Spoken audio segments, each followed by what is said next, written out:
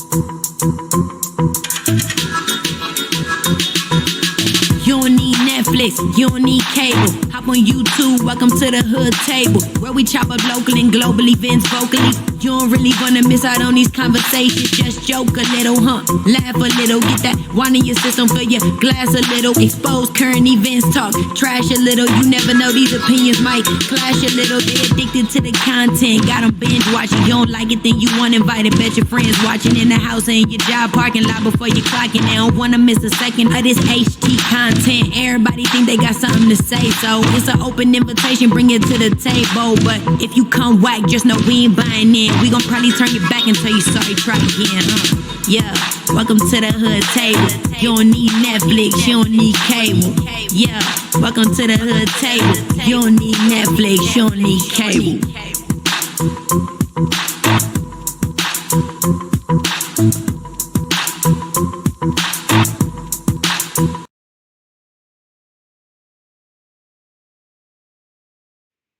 Hey everybody, welcome to the Hood Table one more again. Thanks for tuning in to this premiere.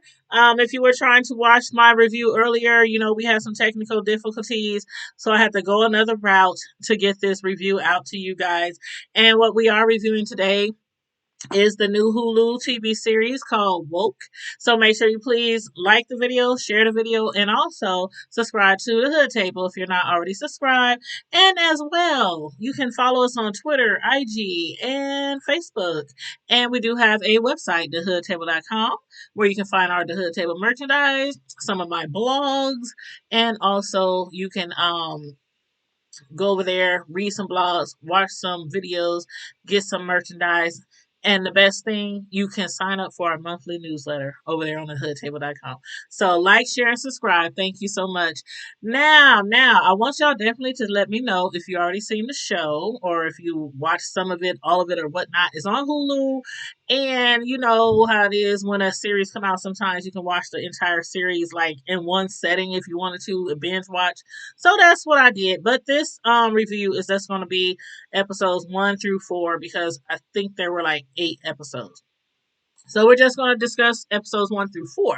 Now, first, I want to give you a little bit information on the main cast members. The main cast members are Keith, Gunther, Clovis, Adrian, and Ayana. Keith is played by Lamar Morris, who is a cartoonist. This actual TV series is actually based off of him being a cartoonist, and is he has a co-creator too, Keith Knight. So Lamar Morris, he's playing Keith. Keith Knight along with who else is it? Keith Knight and Marshall Todd. Yeah, Marshall Todd. They're the ones who co-created this TV series. So anyway, Keith is played by Lamar Morris. Gunther is played by Blake Anderson. Keith's best friend Clovis is played by T. Murph. Adrian is played by Rose McIver, and Ayana is played by Sashira Zamata. Now, all of them are like actors or have done comedy, TV shows, or movies, so they're pretty, well known in the entertainment industry. So a lot of those people won't be new to you. Now, there are some voiceovers because there are some animated characters in this TV series. JB Smoove, he's playing a marker, a black Sharpie marker that Keith uses, often when he's sketching. Nicole Byer and Eddie Griffin are playing a couple of 40 ounces. And I think, was it OE Code 45, something like that. Cree Summer, she's playing a paper bag. Tony Hill is playing a sad face, like a sad face emoji. Cedric the Entertainer, he's playing a trash can. And Keith David is playing a Bible. Now, one thing I did have to say first off is that I was reading some other blogs on this TV series, and somebody had mentioned that, there was a lot of different characters as far as animated characters in the show because it is a, dramedy. It's drama, it's comedy.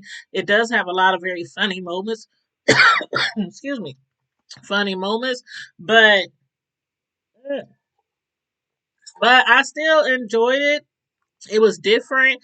I think a lot of people might enjoy it, but yeah, somebody did was like, gave it a little negative press because they're thinking like these characters, these animated characters, they think they're too much in the episodes or something. They're getting more, I don't know, more notice than the main character. I don't know, but I enjoyed it. Y'all let me know if y'all watched it. But Anywho, the show, it starts off actually. Keith, he seems to be having a normal day.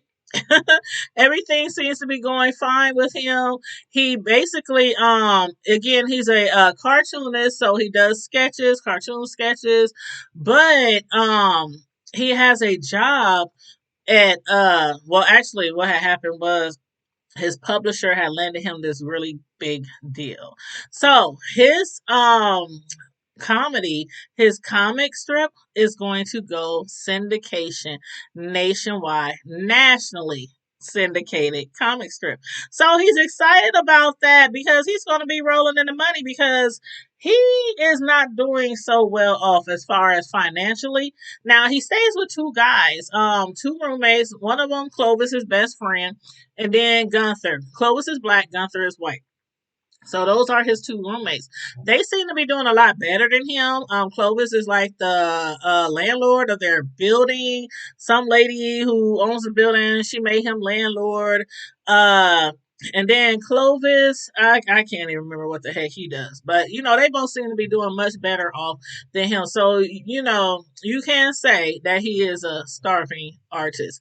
And so this thing was really big with him. Getting this nationally syndicated deal with the company that he was working for. So again, everything seemed to be starting off really good. He got a girlfriend, he got a circle, he got friends.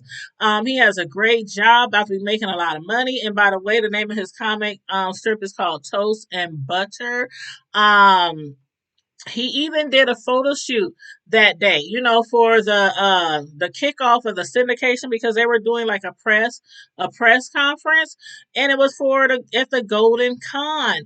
Now, besides doing the photo shoot, the strange thing about the company that he's working for was that when they did his photo shoot, the pictures of him, I thought it was really funny actually, but the pictures of him were like 3 shades lighter. Some people, said throughout these episodes that they didn't even think that the person who wrote the comedy sketch was black. They had no idea the man was black.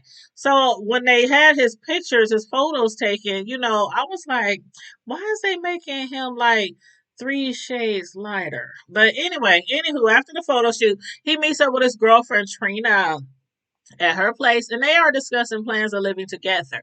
Now, although Keith has two roommates, and plans to move out with his girlfriend, he hasn't broken the news to either one of them. His excuse to his girlfriend was he doesn't know how the man will take it, in a kind of joking kind of way. He don't know how they would take it, him moving out because they have such a tight bond, and you know he ain't really doing that well again financially, but he claims that they're really going to miss him and might not can make it without him. Basically, that's what he was saying, or that they'll miss him much too much. Now, the next day, while out handing out posters and flyers of his Golden Con event, because for the toast and butter syndication, he gets thrown to the ground out of nowhere by an overly aggressive police officer. They had him all confused with the wrong man. They were looking for a mugger, but apprehended Keith instead. His roommate Gunther, he just happened to show up. He was just in the neighborhood, happened to show up, happened to see it going down. He tried to, get at Keith and try to yell and scream to get the officers, to leave him alone, but to no avail. Even been a white man, Gunther. He wasn't about to stop them cops from doing nothing. Those cops was going to do what they wanted to do, and they were going to finish what they had started.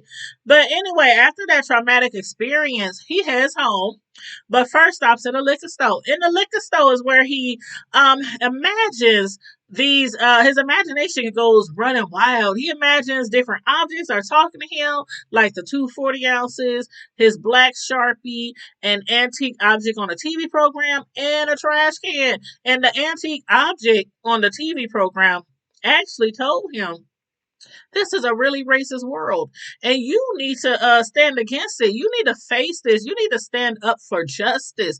Now, mind you, Keith really never took part in anything like that. He always been the kind of person where ain't nothing gonna happen to him. He lives in this bubble. He has his friends. He works. He got his girlfriend. He don't hang around bad people. He don't do drugs. You know, none of that type of stuff. But he never like ever been like an activist or went out there holding up posters, marching, anything like that. So when this happened to him, he was really, really traumatized. Like, I can't believe this happened to me. So anyway, later he had to appear at the Golden Con with his friends there, his girlfriend, employer, everybody there. He flips the hell out. All those different characters that was, pumping him up earlier. Then he gets to the event and he's up on the stage and he's up there looking bewildered. Now, before he even went to the event, his friend Clovis told him, all you gotta do is maintain, bro. All you gotta do is maintain. So Clovis sees him up there looking all crazy and stuff and all lost. So he's like, man, just maintain, bro, just maintain. But anyway, his Sharpie was started talking to him, telling him, you can't go out like that. I ain't gonna let you go out that. The fog has lifted and the lines have been drawn and it's time to make your mark. So he's up there and he just immediately starts going off on a tangent. I mean, he is cutting up. The man was doing everything from talking about Jesus and talking about slaves and slave masters and back in the old days. And, then they had a cardboard cutout up there. He must have grabbed the cardboard cutout and pat it in his mouth. He was trying to bite the cardboard cutout. All these different him imagining all those different animated objects. All these animated objects was flying around him and he was swinging at them, cursing at them, punching at them, kicking at them. Oh my God. So imagine what the people in the audience was thinking when they saw him doing all that. He had really lost his mind. And then on top of that, what really set it off was there was a white man dressed up in a burnt toast costume and he had the black face, he was like all black, like the black toast, black outfit, black face, everything. And the white man told him that, he don't understand why he asked him why you got a black face because he don't see color. He's like, we don't see color out here in the Bay Area in San Diego. We don't see color out here. Then on top of that, like I said, some of the people at the event didn't even have any idea that he was black. And then his actual photo being much lighter than him, man, all that together. Oh my God, he went crazy. He went crazy to say the least. And people were actually, like I said, they were thinking that, he was the creator of toast and butter was a white man. And I'm thinking, after watching all that go down, what kind of message were they trying to send across? Next thing you know, he just flipped out and walked out of there. He left his friends because he wouldn't talk to his girlfriend. She had no idea why he was acting out, why he was showing out, because he never even told her. He never even told her. His friends knew what had happened. A lot of people across the world knew what happened because the video had went viral. That got me thinking now, like, I wonder why his girlfriend didn't see the video. Because everybody else did it. Everybody else did it. But anyway, the audience saw him up there cursing and punching in the air. They just thought he lost his mind. So afterwards, once he left, he needed some time on his own. He needed to clear his mind, needed to, walk, take a stroll. Who does he run into? As he's walking home, he's approached by the real mugger. The mugger automatically recognized him because, again, the incident went viral. And what does the mugger do next? He turns around and mugs him as well. I was like, hell no. I didn't see that coming because the mugger was like, oh my God, it's you. You the man that got dog walk and monkey stumped, on the street the other day. And he was like, oh my God, I feel so bad for you. And Keith, he was about to say something. And he was like, because the person they was looking for was me. And then he turns around and he robs him. But Keith didn't have any money anyway, so all he did was get his like ride car, like bus card or bus pass or something like that. But anyway, with that total meltdown, he totally blew his chance of landing a great job at Bloom and Hill syndication, all because he freaked out at his presentation. So at the advice of his roommates, he shows up at Bloom unannounced, pretending as if nothing happened. Like if the Golden Con situation drama never happens. And Cindy, she was about to lose her wig. He was up there really acting like, what are you talking about? What? Like, she's like, you gonna act like this didn't happen? What happened? What you talking about? She was like, it happened. No, what happened? What happened? Man, she was about to lose her wig. She basically told him like, okay, a lot of people out here, they marching for the Black Lives Matter, they protesting, all this kind of stuff, rallying and everything like that. But she's like, why can't you just wait? Why can't you just wait till you get the money first? Why can't you be like John Legend and be a legend? And she was like, John Legend, he sung that doggone song ordinary people. She said, why can't you just be ordinary for like 10 years and then go, viral for Black Lives Matter and all that? Why you want to pop off now in public right before they got this big old deal come along? So then, and it didn't help that the thing went viral. It didn't help at all that it went viral. So not only did he again not get his job back, he got the viral video out there and everything. I'm like, oh child, please. But then, that's when he decides to hook up with Ayana because Ayana, she's a reporter, right? And she is, she's an activist into the Black Lives Matter things.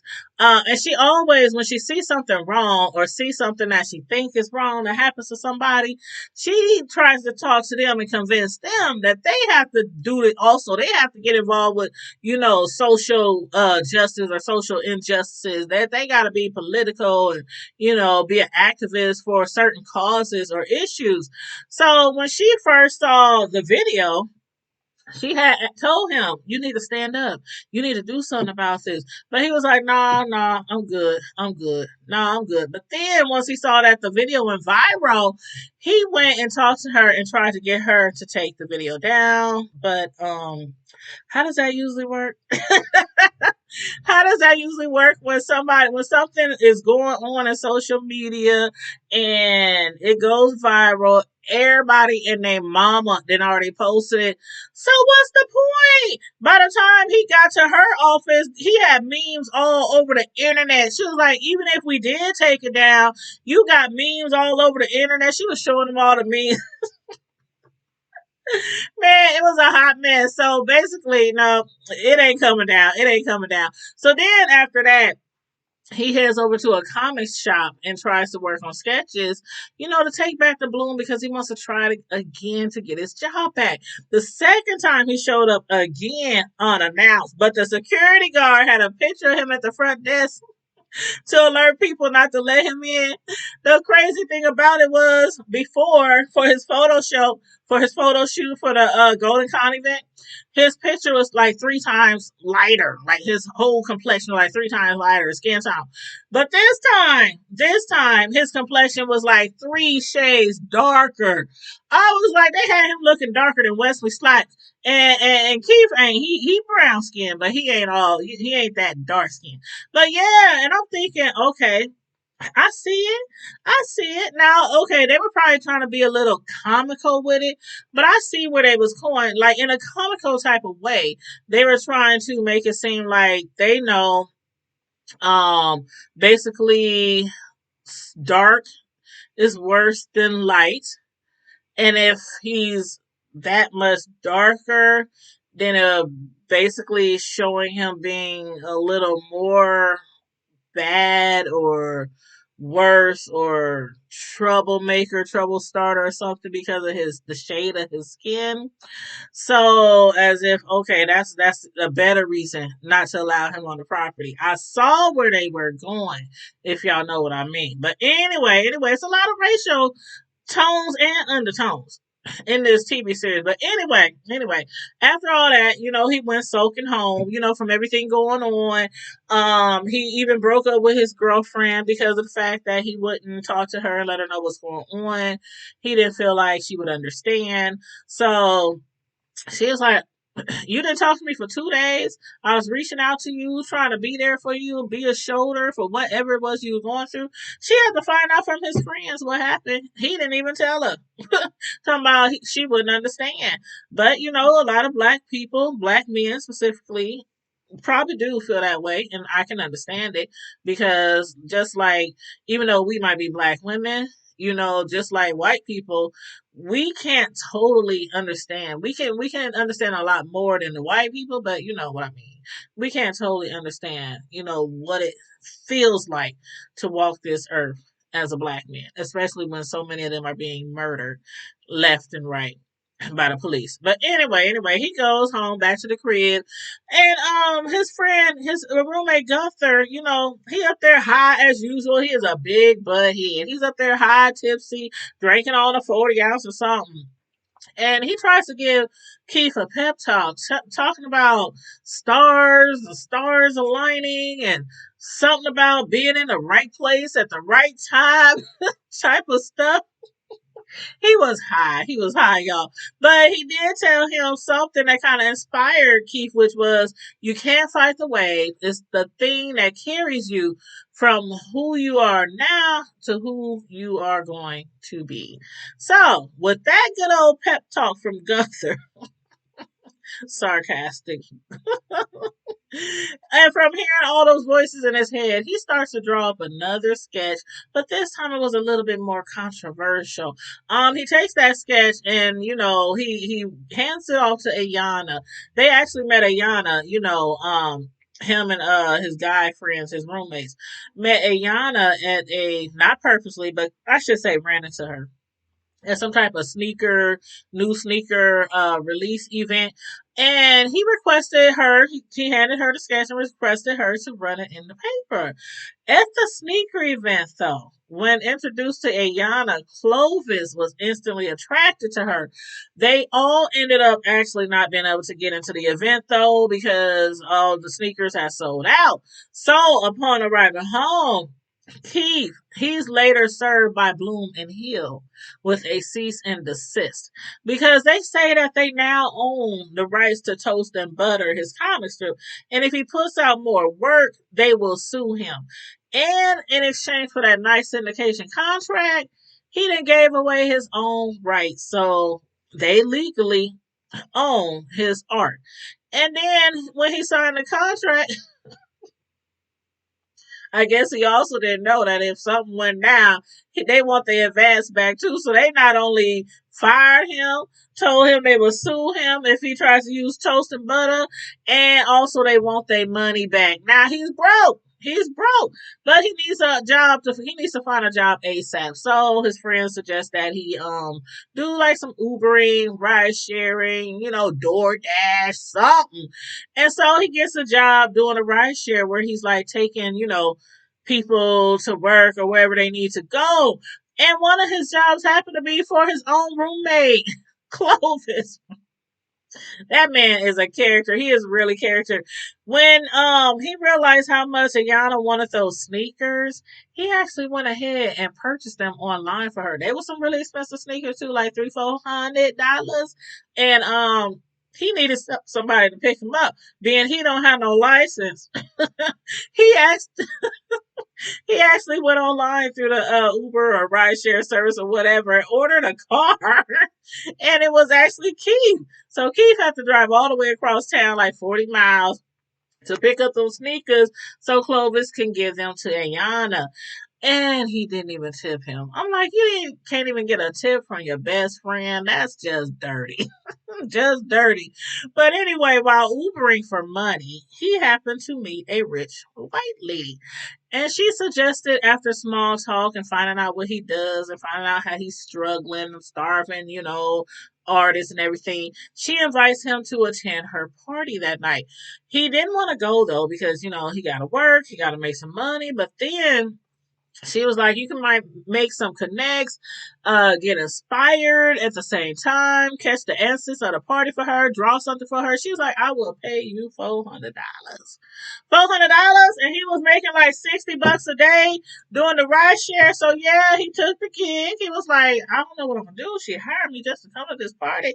I don't know what to do. But anyway, she offered him $400 and he went. Now, at the same time that Keith was at the party across town, Clovis was stalking Ayana. He ordered the shoes. He had Keith pick them up. Then Clovis went on her IG to find out her location to surprise her with the shoes. But not only that, he thought that because of those expensive shoes, she would go home with him and thank him properly in other ways besides monetary. No, not. She saw right through that mess, saw right through him. Keep in mind, he is a womanizer. He done said that he dates different women. He does what he want to do with the women. Then the next day, he basically, it's just, a transaction. Go on about your business, on to the next. So she could see right through that and was not about to be bought. Instead, she took the shoes and told him that she would send him the money by Cash App or something like that, but only gave him $59.99. Those shoes was worth $400. And on that, did I mention that she's a lesbian? She's a whole lesbian, so he don't got a chance in hell with her anyway. But he was trying. He tried actually several times throughout this season.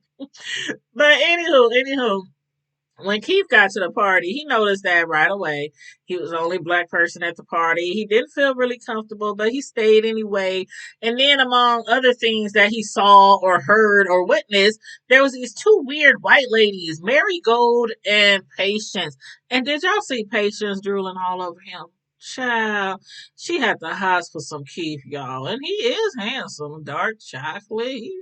He is handsome. But she was trying to follow him around, sniffing behind him like a little old puppy dog all night at the party. But then he was also later introduced to Adrian. Adrian. Him and Adrian hit it off really well. They were chit chatting, hanging out together at the party. She actually told him that she senses that he might get some business opportunities from the party. And he was then like, oh, okay, black people for rent. Like, ha ha ha, Kiki. I didn't think that he was going to take it a little further than that. But anyway, that right there inspired him to do another sketch. And that sketch was a black people for rent logo. He was basically advertising, that people like white people rent black people, for street to get street credit, diversity, to have a good time, at parties or events or whatever. But anyway, in episode 4, we saw that after he finished drawing his sketch, he was so inspired from drawing that sketch, meeting with Adrian, at the party and stuff. He even called her up. Called on Adrian in my rocky voice. But he called her up. She came over, spent the night with him and everything. They, did what they did and everything. He thanked her kindly for giving him that idea of black people for rent. Now, when she got up to leave the next morning, his boys didn't know she was there because it was late at night. So when she got up to leave in the morning, listen, that was like, who the F is that? Who is that? She done picked up some food off the plate that they had cooked for breakfast, just picked it up and just basically walked out the door without saying nothing. Just snatched their food and walked out the door. They was like, who the hell is that? In hopes that it was just a one night stand. But on top of that, the roommate, they think that it's an extremely horrible idea. Gunther he was not for it.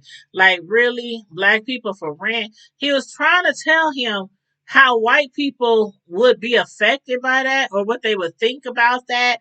Like, hey, back in the day, they didn't rent us. They owned us. They bought and sold us.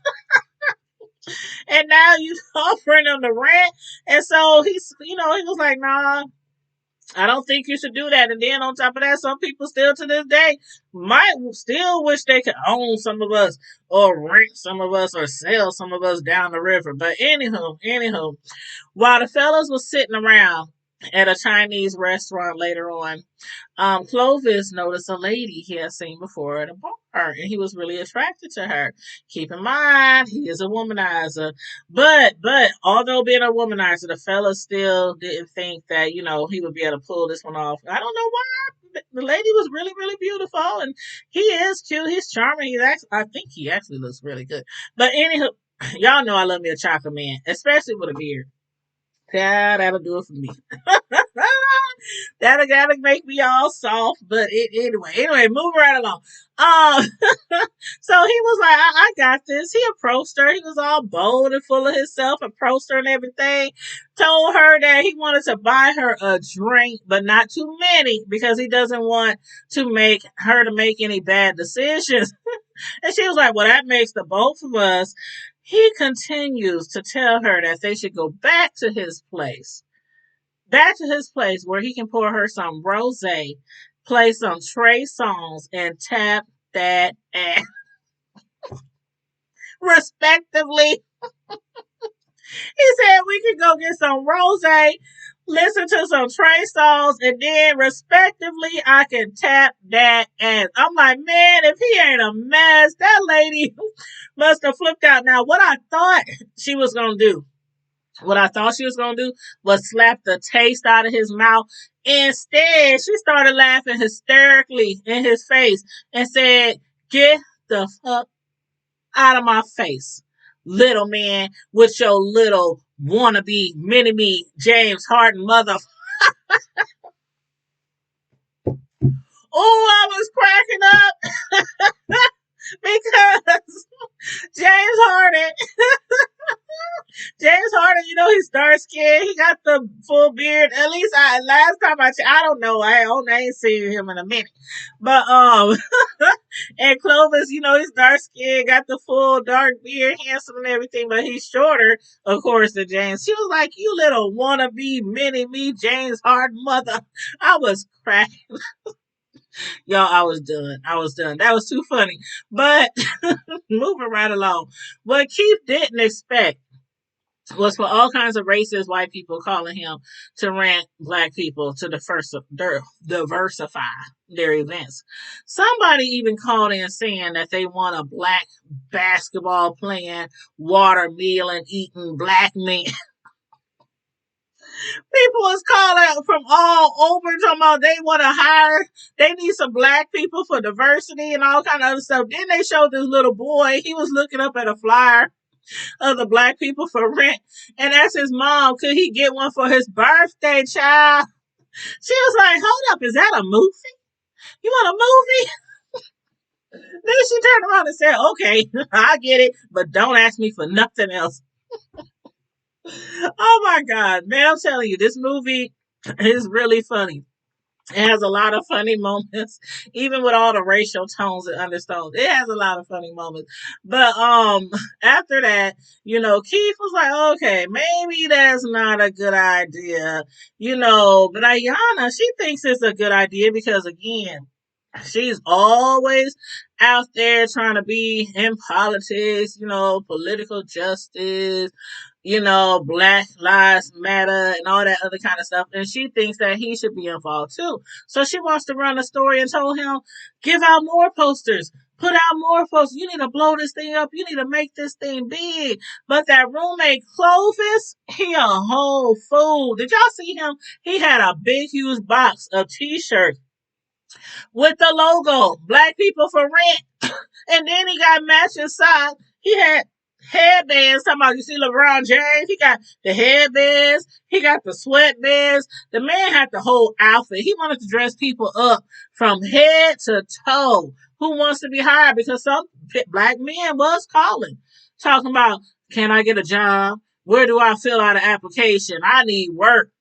I need to get some coins, and they can rent me. Mm-mm-mm-mm. So while his roommate Clovis was trying to expand the business, Gunther, on the other hand, was suggesting to Keith, you need to fall back. He's been hearing what a lot of white people been saying, really, really negative stuff, and he's like, you just need to fall back, stick to just sketching your regular cartoons. But Keith, he also didn't see what would happen next. Now, not only was the white people out there tripping, black people are saying he's using the struggles of black people for his artistic gain. They weren't down with that at all. And not only that, Adrian has spent the night again. This time, when she spent the night, she got up in the morning to go get some coffee, make some coffee, and she threw on one of those t-shirts to walk around. You know how the girls be spending the night at their boo's house, their man house, and they pick up a t-shirt, something just to throw on to walk around the house. He must have looked at her as if you white woman, you got to know that you shouldn't be walking around in a shirt like that with that logo on there. She had no clue. He was like, you know what? It's not you. It's not the shirt. It's you in the shirt. That's the problem. The problem is you wearing the shirt. You cannot do that. So because of the backlash that he's been getting, and then on top of her, wearing his shirt, he was like, okay, Ayana, I don't know. I don't know. This ain't gonna work. This ain't gonna work. But she was like, Ayana was like, why not? Because some white girl you sleeping with wore the shirt. And I was like, how the heck does she know? How did she know? Come to find out, she had the same problem with her ex-white girlfriend.